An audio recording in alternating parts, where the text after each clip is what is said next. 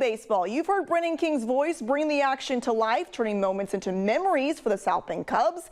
Every game he calls tells a story, and today the story is his.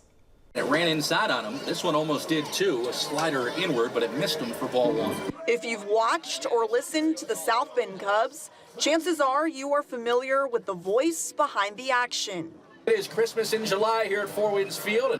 To me, a good story means more than a good stat.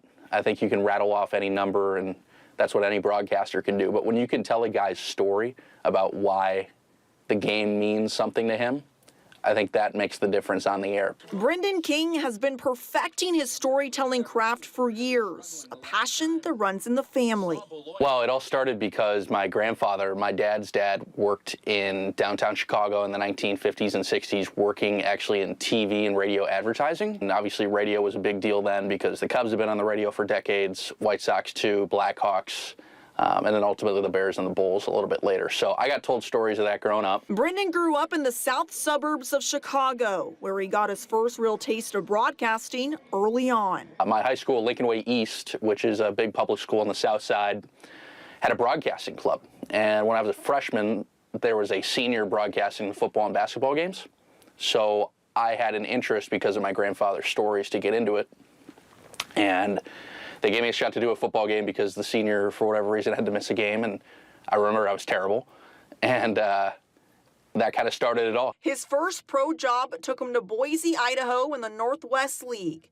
But from the start, he knew he wanted to work his way closer to home, and that opportunity came when South Bend opened up. I was really fortunate in 2018 that at the time Chris Hagstrom and Darren Pritchett, then the play-by-play voice, was looking for a number 2 broadcaster. So I started as the media relations assistant and number 2 broadcaster. Of all his calls during his time here, one moment stands out. It starts with that 2019 Midwest League Championship. A pop-up towards shallow center. Rudder says he's got it. Under it. He makes the catch, and the South Bend Cubs are Midwest League champions. Like any minor league baseball player, Brandon's goal is to make it to the majors someday. Just trying to build up the repertoire and the reels to ultimately get towards my dream of being in the big leagues. My goal is to call Chicago Cubs baseball, and that's what I'm working towards every day. No balls, 2 strikes, man at second, 2 away.